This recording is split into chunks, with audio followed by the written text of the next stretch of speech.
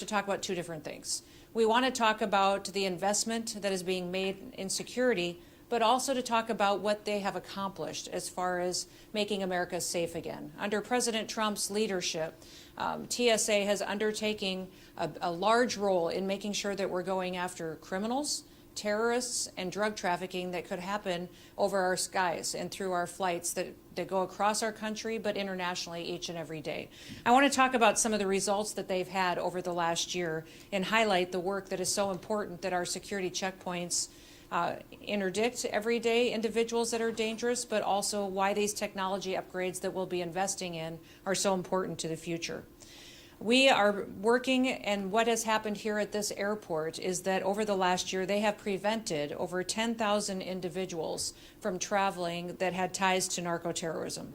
85,000 individuals that had similar ties to terrorists and to terrorists on the watch list in the United States. Miami has a human trafficking unit that has done over 2,200 inspections over the last year and made 24 child exploitation arrests, and then also took 60 adverse actions in order to revoke over 90 passport revocations. It's incredible the work that they have done to keep people safe, which is the mission that the Department of Homeland Security seeks to do every single day. In fact, this human trafficking unit also removed 85 different firearms, 82 of them which were loaded at the time that they removed them. The tactical response team did over 2,089 inspections, took 71 adverse actions, and had 22 different nominations to the terrorist screening data set, which is so important for us to be able to work from in order to keep terrorists out of our country or remove them when necessary. They interrupted multiple individuals that were suspected of espionage and tech acquisition, which is so important to protecting our country in the future. And the Port Operations Command Center, the Regional Carrier Liaison Group, they denied boarding to 9 different individuals that were on our suspected and terrorist screened database that is so important to keeping individuals with ties to terrorism around the world off of our airlines and out of our transportation networks. As you can see, what happens here at the Miami International Airport is incredibly important to the security of the United States of America. This is one of the busiest airports in the world. In fact, under Steve's leadership and David's leadership, they have brought in not just the golden age of travel, but they've also incredibly focused on keeping that travel secure and making sure that it focuses on hospitality as well. We have over 1,700 TSA employees here. They average 70,000 passengers per day, but just recently broke their all-time record of passengers screened at close to 100,000 people on January 4th of 2026. In fact, in 2025, 25 million people went through this airport. They're now undertaking a $9 billion modernization plan. They're investing in technology to make it more efficient for passengers to go through their checkpoints and to do so in a way that makes the experience pleasant for them as they travel with their families and their friends. TSA is putting $100 million into that investment, but just recently we've also announced that we will be spending another $1 billion in technology upgrades across the country in our airports to partner with them on what they can do to keep Americans safe. We'll be increasing our canine presence with teams that will deploy all across the country, computed tomography and enhanced imaging technology. In fact, here Concourse D at the Miami airport is a state-of-the-art concourse that is allowing passengers to get screened over 30% faster. They're using an automated return system that's allowing 500 different bins per hour to be returned automatically, saving the passengers time so they can get to their gates and get on their flights quickly. There's cross-screening lanes that have been invested in, and that's allowing multiple passengers to screen their baggage at one time so the process can go quicker. They're rolling out bulk resolution tech, making the possibility for liquids and more personal items to go on airplanes with individuals as long as they are deemed safe. They're implementing biometric gates, and we'll be implementing also TSA touchless pre-check ID and making targeted upgrades at the busiest airports. With these security upgrades, it'll be invested in not just here at Miami, but across the country at those busiest airports. That $1 billion will make sure that we continue to keep America safe, but even those who travel into our country and visit us, that they will continue to be safe as they do that. We have big events coming up.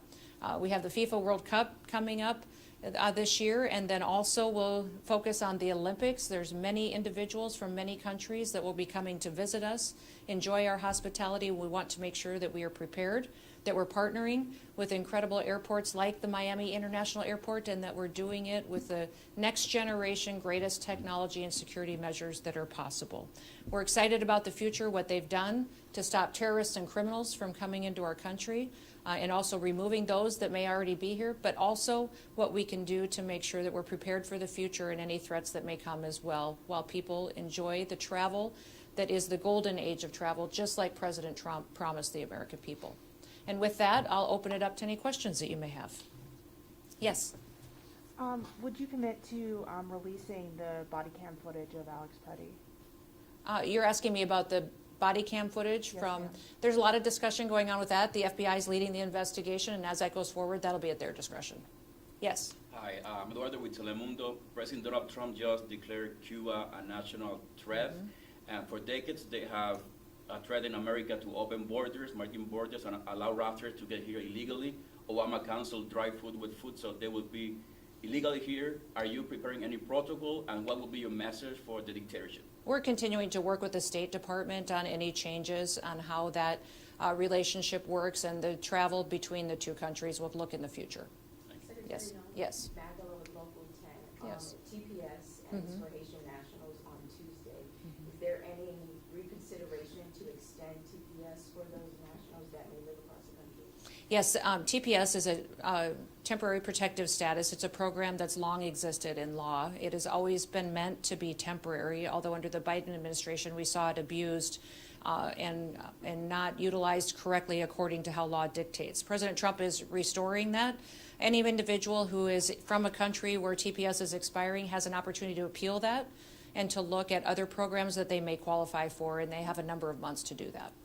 They should reach out to the State Department, they should reach out to the Department of Homeland Security, and we will help them with that. And DHS still has Haiti on a level 4 do not travel. So people who have built their lives here over decades may be worried about going back to Haiti, knowing that there's nothing else for them, the gangs have taken over their communities. What do you say to those people who are worried? The State Department gives us the analysis, and the Department of Homeland Security implements the program. So as TPS for Haiti expires, those individuals can all work with us to see if it is following the law to stay here, and if not, they will return home. Last question. I wanted to ask about the Sure. ruling that came down today. A judge denied Minnesota, the state's defense to expand more ICE agents out in the community. Your reaction to that? No, I'm thankful that we get the chance every day at the department to make sure that we are enforcing the law and treating people equally in order to protect the American people. So the decisions that come down, of course, we implement the law, and we're grateful when a court sees that the right thing has been done. We'll continue to focus on getting dangerous criminals, murderers, and rapists and drug traffickers out of this country and bringing them to justice. We're going to continue to try to work with the local law enforcement and the leadership in Minnesota to do that, to make that community safer. And I just want to remind you all, the reason that we're in this situation with so many dangerous people in the country is because of the policies of the previous administration. Under Joe Biden's administration, millions of people came into the United States that were completely unvetted. And we know for a fact that we had people that were terrorists, suspected terrorists, dangerous criminals that came in and have been perpetuating violence on the American people. We're so grateful that the border is safe and secure, but now we need to make sure that we're bringing Americans that safety and security as well. And the one data point I would point to all of you is the fact that we are seeing record low crime rates and murder rates in over 100 years. That because of the work of those law enforcement officers, communities are safer. We're seeing less perpetuation of violence, and that's exactly why they took the oath to do their jobs in the first place when they first signed up to be a law enforcement officer. Good. Well, thank you all for being here. Thank you for your partnership. We're grateful for this, the work that we have with this airport in bringing safety to travelers and also bringing us into the golden age of travel where we can do it more efficiently and with more hospitality. And thank all of you behind me for the great work that you do. We appreciate you. God bless you. Have a wonderful day.